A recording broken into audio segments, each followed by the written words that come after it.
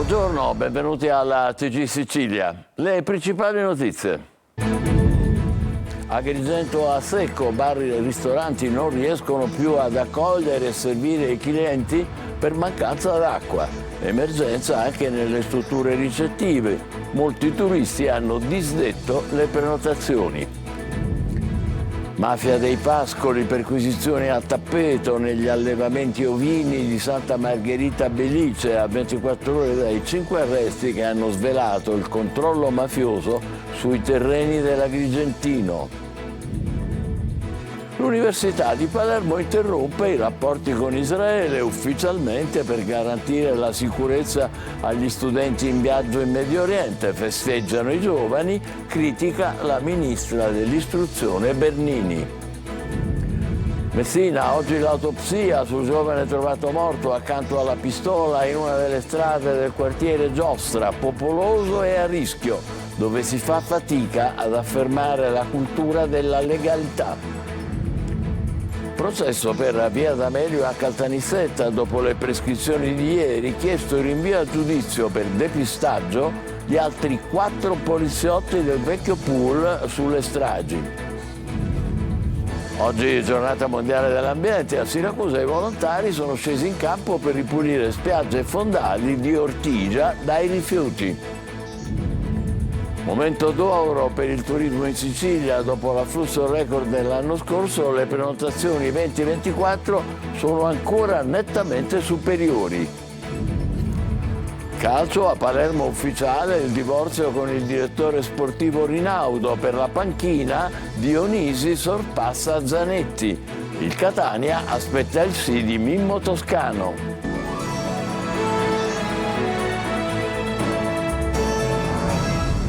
Bentrovati. Ad Agrigento a secco da 1 mese e mezzo, bar e ristoranti non riescono più ad accogliere e servire i clienti per mancanza d'acqua ed è emergenza anche nelle strutture ricettive. Molti turisti hanno disdetto le prenotazioni nei B&B.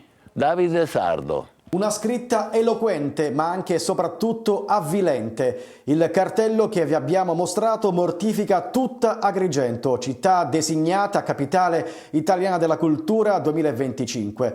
E non è un caso isolato. Titolari di bar e ristoranti rinunciano ai clienti perché non in grado di accoglierli nei loro locali. Impossibile anche lavarsi le mani. Se ad aprile e maggio siamo ridotti così, non so a luglio e agosto com'è.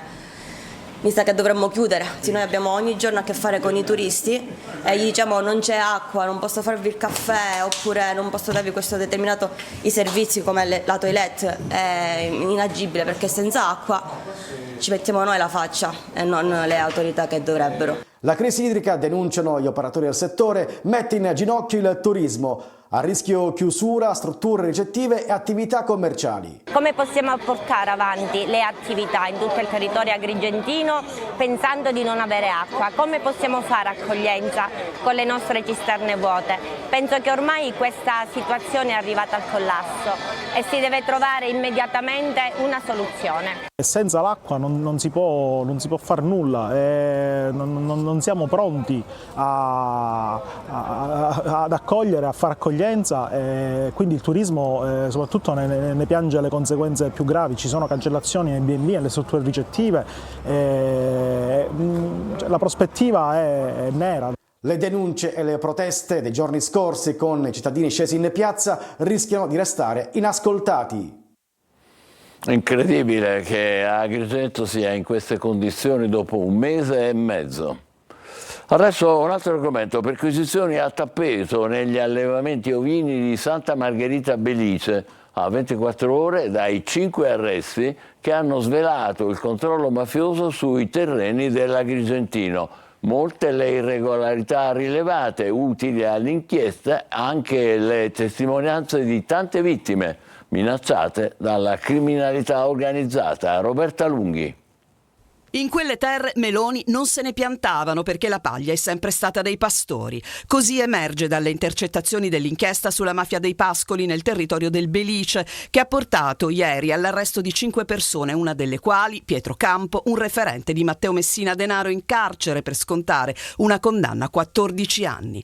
A distanza di 24 ore dagli arresti dunque non si fermano perquisizione e controlli veterinari e igienico-sanitari nei confronti di aziende agricole e allevamenti di Santa Margherita del Belice, Montevago e Sambuca di Sicilia.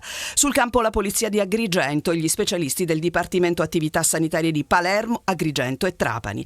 Le tante difformità rilevate sono lo specchio di un'attività illecita volta solo allo sfruttamento dei capi e dei pascoli, unica attività ammessa dalla mafia che controllava il territorio.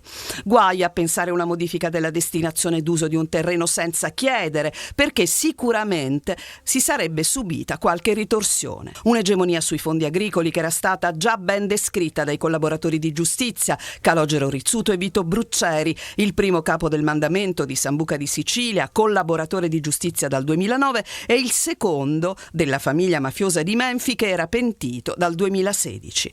A contribuire anche le dichiarazioni rese da alcune vittime di minacce e di intimidazioni, racconti dolorosi che sfondano il muro dell'omertà, ma che raccontano di una parte della Sicilia cristallizzata al monopolio delle terre da parte dei presunti mafiosi. Dalle perquisizioni odierne in 4 stabilimenti di ovini, 2 caseifici e un locale deposito latte di Santa Margherita Belice sono risultati assenti rispetto alla banca dati nazionale 40 animali adulti, presenti 100 ovini di età superiore ai 6 mesi non identificati.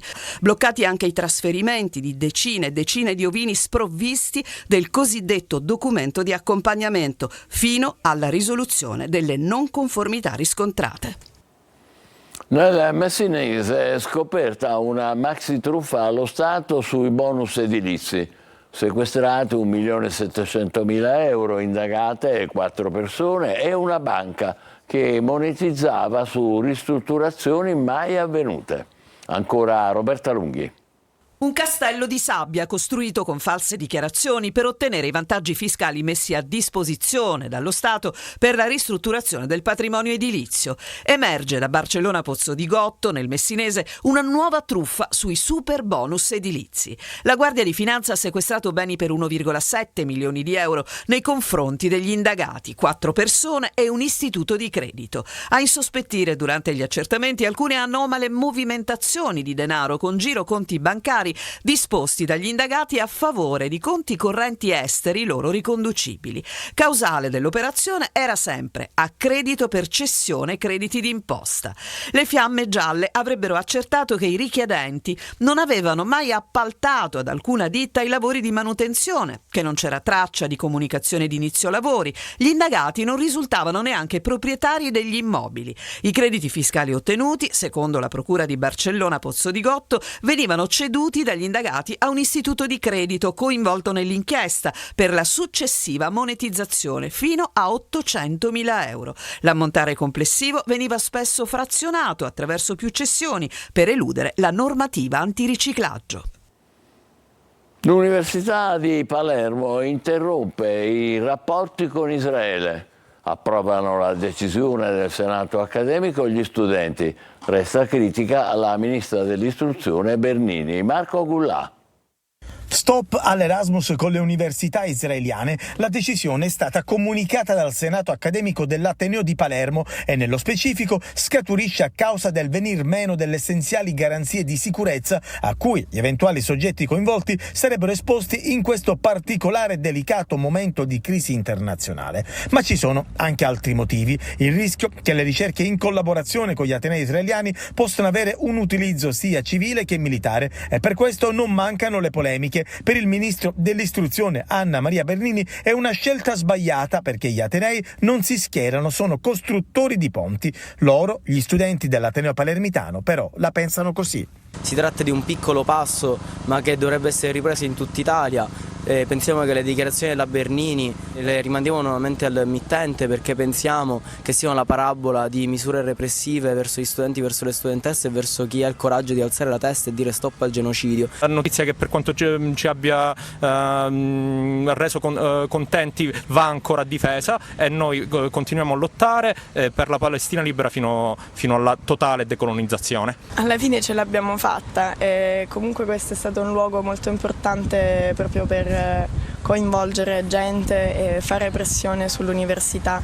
In pochi, lontani dai microfoni, hanno manifestato dubbi e perplessità sulla decisione di interrompere i rapporti con le università israeliane. Al momento, dopo quello palermitano, gli unici atenei ad aver preso una posizione contro i bandi di collaborazione con Israele sono l'Università di Torino e la Normale di Pisa.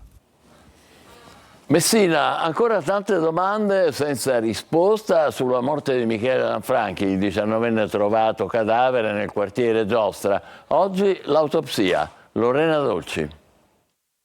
La traiettoria del proiettile ed eventuali segni di colluttazione. Passa da queste due risposte la soluzione del giallo della morte di Michele Lanfranchi, il 19enne trovato senza vita nel quartiere Giostra di Messina. A ucciderlo un colpo di pistola al collo che non gli ha dato scampo. Gli inquirenti lo hanno trovato con l'arma ancora in pugno sul marciapiede in una pozza di sangue. Una pistola a 7,65 che aveva comprato da qualche giorno e che mostrava agli amici con spavalderia. La tesi prevalente al momento è che il ragazzo, maneggiando incautamente la pistola, si sia sparato un colpo accidentale a distanza ravvicinata. Altro dubbio: la sicura era inserita? Sarà l'autopsia che dovrà rispondere a questa e alle altre domande. Nell'inchiesta c'è un indagato come atto dovuto, il proprietario dell'abitazione che, forse in preda al panico, ha trascinato Michele sul marciapiede in attesa dell'ambulanza. Quando sono arrivati i soccorsi, però, era troppo tardi. Il quartiere di Giostra a Messina, dove è morto appunto Michele Lanfranchi, è uno di quelli considerati a rischio. Abbiamo raccolto le testimonianze di chi continua a lavorare per la legalità. Francesco Triolo. Il rione di Giostra è un territorio dove si ha difficoltà ad affermare la cultura della legalità. Ricordo che ancora da dicembre 2023 abbiamo il murales della polizia imbrattato, deturpato, perché? Perché evidentemente si vuole affermare una sorta di antistato, che lì comandano altri principi. Non dimentichiamoci la palestra vandalizzata e tutto quello che riguarda le povertà generali di quel quartiere. Le parole del garante per i minori di Messina, padre Giovanni Amante, danno una prima fotografia del rione di Giostra a Messina, un quartiere cosiddetto difficile, al centro spesso di fatti di cronaca, spaccio, estorsioni, una criminalità latente, la difficoltà a togliersi di dosso un'etichetta pesante nei rapporti con la città. Eppure è un quartiere vivo, dove sono tanti gli abitanti che hanno voglia di fare, di invertire questa tendenza. Dobbiamo assolutamente intervenire e farlo anche presto, perché si torni alla cultura della legalità, si torni all'istruzione. Io credo che tutto questo derivi da tutta una serie di disvalori che non si riescono ad affermare, probabilmente l'assenza di famiglie, di punti di riferimento, la mancanza della frequentazione alle scuole, le buone compagnie, la sana aggregazione. Uno stereotipo, quello del quartiere difficile con cui lotta quotidianamente Santino Smedile. Lui è il presidente messinese del Centro Sportivo Italiano. Ha costruito una rete con la parrocchia, il sindacato CISL e nella sua struttura sportiva. Si lavora per mostrare un volto diverso del quartiere. Riteniamo che sia la strada giusta mettersi a disposizione del quartiere, di un quartiere difficile, dove i nostri giovani hanno difficoltà anche a non solo emergere lavorativamente, ma anche difficoltà nel quotidiano, nei rapporti con la scuola, col gioco. Quindi la nostra struttura è sempre stata a disposizione del quartiere. I carabinieri di Palermo hanno arrestato un giovane accusato di disastro ambientale colposo e incendio boschivo. I fatti risalgono al rogo del 24 luglio dell'anno scorso, che ha distrutto 650 ettari di vegetazione della riserva naturale di Capogallo, uno degli incendi più violenti che hanno messo in ginocchio Palermo nel 2023. Nessuna condanna al processo d'appello sul depistaggio di via D'Amelio a Caltanissetta. La prescrizione salva gli imputati, ma si apre un altro procedimento per 4 poliziotti. Lorena Dolci. Una verità che resta ancora sepolta dalla prescrizione che a distanza di 32 anni dalla strage di via D'Amelio impedisce di avere dei colpevoli. A leggere tra le righe del dispositivo emesso dalla Corte d'Appello di Caltanissetta, un passo in più è stato fatto. I giudici, come già in primo grado, hanno dichiarato prescritte le accuse di calunnia e hanno escluso l'aggravante mafiosa per i poliziotti Mario Bo e Fabrizio Mattei. Stessa decisione per l'agente Michele Ribaudo, che invece in primo grado era stato assolto. Nel merito però i giudici confermano la ricostruzione. I 3 investigatori, sotto la guida dell'allora capo della mobile Arnaldo La Barbera, avrebbero costruito a tavolino una verità inventata sull'attentato, imbeccando il falso pentito Vincenzo Scarantino.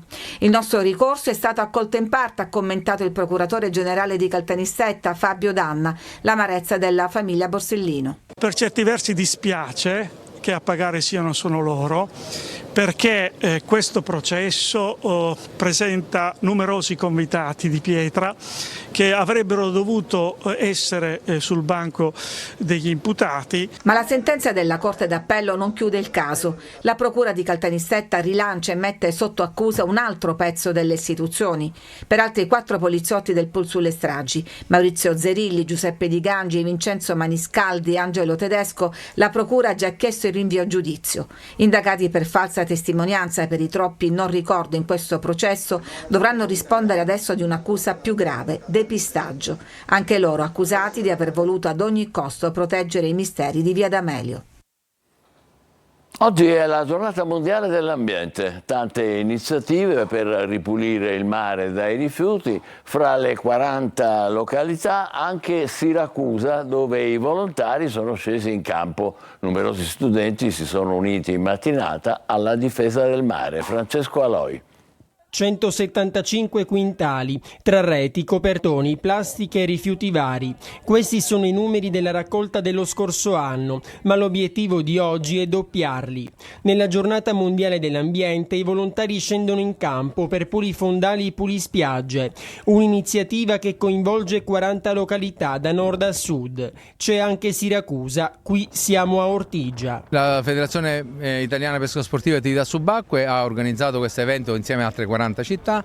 Noi abbiamo recepito subito questa bella iniziativa, il valore dell'inclusione, perché abbiamo naturalmente coinvolto tutte le anime del mare di Siracusa. Nei nostri mari i pesci sono sempre meno, i rifiuti invece lievitano. Le isole di plastica non sono poi così lontane da noi. Inutile dirlo, la colpa è dell'uomo. Qui ci sono tanti volontari, ma come vedete anche tantissimi studenti.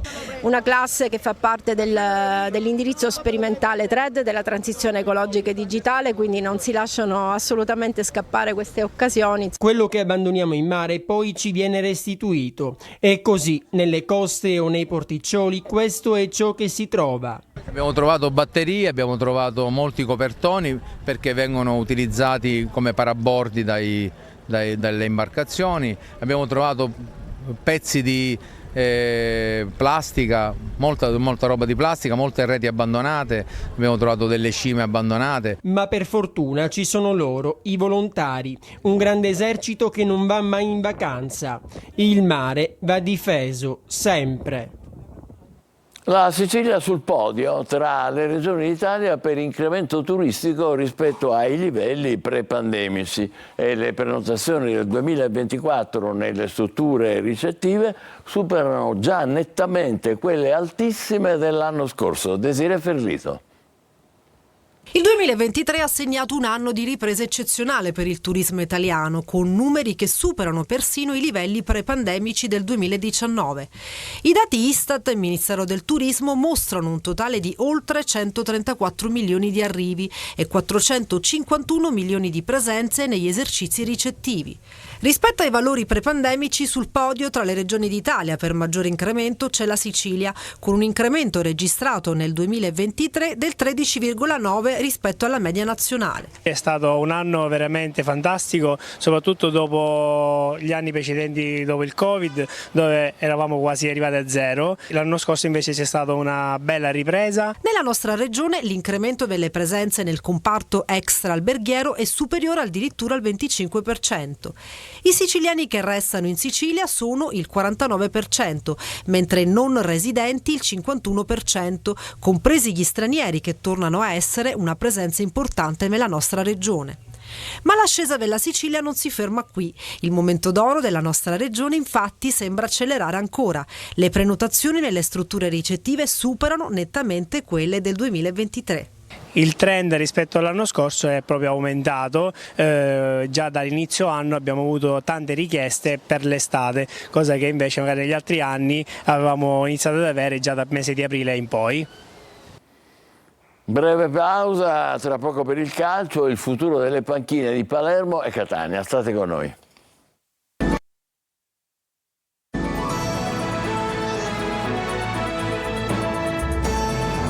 Calcio, Dionisi e Tognozzi in pole position per il ruolo rispettivamente di allenatore e direttore sportivo del Palermo. Entro pochi giorni potrebbero arrivare le ufficialità. Addio per Rinaudo. Marco Gullà. A meno di nuovi colpi di scena dovrebbe essere Alessio Dionisi il nuovo allenatore del Palermo. Paolo Zanetti sembra sfumare, semmai sia stato davvero un obiettivo. Il Palermo infatti non si è mai espresso e torna d'attualità il tecnico classe 1980 che ha un profilo compatibile con il club di Viale del Fante. Dionisi è stato esonerato dal Sassuolo, poi retrocesso sotto la guida di Ballardini. Dionisi inoltre è solito utilizzare una difesa a 4 e un tridente in attacco. Il suo modulo preferito è il 4-3-3, ma non disprezza varianti come il 4-2-3-1 o il 4-3-1-2. Poi capitolo direttore sportivo, ieri Leandro Rinaudo ha incontrato la società per i saluti. Oggi il club rosanero ha ufficializzato l'addio tramite una nota sul proprio sito e per il posto del palermitano ci sarebbe in pole Matteo Tognozzi. Il profilo dell'ex Juventus avrebbe attualmente superato la concorrenza dopo settimane di valutazioni. Tognozzi recentemente è stato direttore sportivo del Granada e in passato dirigente della Juve, in cui ha scoperto calciatori del calibro di Ildiz, Ealing Junior e Sule. Fino a quando il Palermo non ufficializzerà queste due figure non potrà fare mercato, ecco perché nel giro di pochi giorni dovrebbero arrivare le fumate bianche e accendere i motori sulla nuova stagione. Ore decisive per la scelta dell'allenatore del Catania per il prossimo campionato. In pole c'è sempre Domenico Toscano, il direttore sportivo Daniele Faggiano è al lavoro e nelle prossime ore sarà in città anche per la sua presentazione ufficiale. Francesco Triolo. L'obiettivo è quello di fare in fretta, impiantare il nuovo progetto e guardare già alla prossima stagione. Il Catania si muove dopo la scelta del direttore sportivo individuato in Daniele Faggiano, che arriverà in sede entro domani per essere presentato alla stampa. Adesso è l'ora del CDA. Sono questi momenti chiave per perfezionare strategie societarie, il budget incluso, per la prossima stagione. Sul fronte tecnico adesso tocca all'allenatore. Il primo obiettivo della società è Domenico Toscano, il tecnico reggino che ha un altro anno di contratto con il Cesena, condotto trionfalmente in Serie B, ma che sta discutendo il proprio rapporto con la proprietà romagnola. E le parti si parlano da tempo, ma si potrà approfondire solo dopo la chiusura formale dell'accordo col Cesena. Nel frattempo però il Catania deve anche preparare il piano B e forse anche quello C. Per questo comunque il ventaglio di idee è ampio. Al momento va da Guido Pagliuca, che ha appena vinto il girone con la Juve Stabia, a Fabio Caserta, ancora legato al Cosenza, a Pippo Inzaghi, sul quale c'è il Pisa. Faggiano sta lavorando sui nomi, sta cercando di discutere con più persone, da allenatori a giocatori che possono essere utili alla causa rossa-azzurra e al modulo che sposerà il nuovo allenatore. Se dovesse essere proprio Toscano, la difesa a 3 è il punto di partenza, ma se ne potrà sapere di più solo quando Faggiano arriverà in città.